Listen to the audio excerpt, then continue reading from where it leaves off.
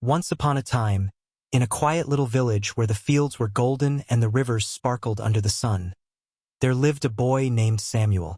Samuel was a gentle child with a curious heart. He loved listening to the birds at dawn and watching the fireflies at dusk. While most children of his age were content with games and chores, Samuel often dreamed of magical places hidden beyond the forests and mountains. He believed the world carried secrets that only those who truly listened could discover. One summer afternoon, as Samuel wandered near the edge of the woods, he noticed a soft shimmer beneath the roots of an old oak tree. He brushed away the leaves and found something extraordinary. A small wooden box, worn with age but glowing faintly. His hands trembled as he opened it, and inside lay a silver feather, delicate and shining as though it had been plucked from the wing of a star. The moment Samuel touched it, he felt warmth flood his chest, and the world around him seemed to hush, as if waiting for something. That night, he placed the feather beside his bed. As soon as his eyes closed, he drifted not into ordinary dreams, but into a place unlike anything he had ever known. He found himself standing on a path of starlight that stretched across a vast sky. Beneath him swirled clouds glowing in colors of pink, blue, and gold. In the distance, he saw a castle floating among the stars, its towers glimmering like crystals. Samuel walked forward, the silver feather glowing in his hand. When he reached the gates of the castle, they opened on their own, and Samuel stepped into a hall where the walls were alive with paintings that moved like gentle waves. Each painting showed children smiling, playing, and dreaming. A voice echoed softly through the hall, deep and kind. "Welcome, Samuel. You have found the feather of dreams." Samuel turned and saw an old man with long silver hair and robes that shimmered like moonlight. His eyes glowed with wisdom, and his presence felt as warm as a fire on a winter's night. The old man continued, "This feather comes from the great phoenix, guardian of all children's dreams. It has chosen you, Samuel, because your heart is pure and your courage untold. But beware, for shadows are rising. A dark force seeks to steal the dreams of children, leaving only fear and sorrow behind. You must protect the feather and journey through the dream realms to save them."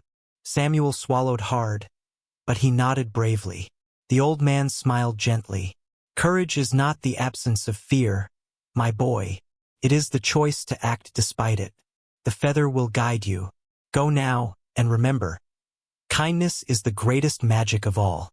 With that, the hall faded, and Samuel found himself standing in a meadow of glowing flowers. The air smelled of honey and lilac, and tiny glowing insects drifted lazily above the grass. A path stretched ahead, and Samuel knew his journey had begun. He walked forward, and soon he met a fox with fur as white as snow and eyes that shimmered like emeralds. The fox bowed gracefully. "I am your guide, young dreamer. The feather has chosen well. Follow me, for the first realm awaits." Together they traveled through forests where the trees whispered lullabies, across rivers that shimmered with starlight, and over bridges spun from silver threads. Samuel's heart filled with wonder, but he never forgot the old man's warning. Somewhere out there, shadows lurked, waiting. At last, they came to a great archway carved into a mountain of crystal. The fox spoke solemnly. "This is the realm of whispers. Here the shadows prey on fear. To pass through, you must trust yourself and walk without doubt." Samuel gripped the feather tightly and stepped inside. The air grew heavy, and dark shapes slithered at the edges of his vision. Voices hissed from the shadows, whispering cruel things. "You are too small. You will fail. You are alone." Samuel's knees trembled, but he remembered the old man's words. Kindness is the greatest magic of all. He pressed the feather to his chest and whispered, "I am not alone. I carry light." The feather blazed, flooding the cavern with silver light, and the shadows shrieked before vanishing into smoke. The path cleared, and Samuel stepped forward, his heart stronger than before. Beyond the realm of whispers lay the valley of laughter. Here, every rock, tree, and flower giggled softly, and the air rang with joy. Children's laughter echoed as if the valley remembered every smile ever made. But the fox warned him, "Do not linger too long, for the valley can trap wanderers in endless play, making them forget their purpose." Samuel enjoyed the laughter, but he stayed strong and walked on, reminding himself of the children who needed him. Next, they entered the forest of echoes. The trees here were tall and silver, their branches stretching high. Every step Samuel took echoed endlessly, and every thought he had returned to him as a voice. When he thought of fear, he heard it multiplied. When he thought of hope, the forest sang with it. Samuel closed his eyes and focused on the kindness in his heart, on the faces of children who dreamed bright dreams. The forest echoed his hope back to him, louder and louder, until it became a song that lifted him up. As they left the forest, the fox bowed again. "You are learning well, Samuel. The shadows will not find it easy to defeat you." But Samuel knew his journey was far from over. They traveled for what felt like days, though time in the dream realms flowed strangely. Samuel met talking owls who taught him riddles, dolphins that swam through rivers of light, and even a gentle giant who carried him across a canyon. Every creature told him the same thing: the shadows grow stronger, only you can stop them. Finally, they reached a mountain so tall its peak pierced the sky. At its summit burned a dark flame, and around it swirled shapes darker than night. The fox's eyes were grave. "This is the heart of shadows. If you can face what waits there, the dreams of children will be safe once more." Samuel climbed, his legs aching, but his heart steady.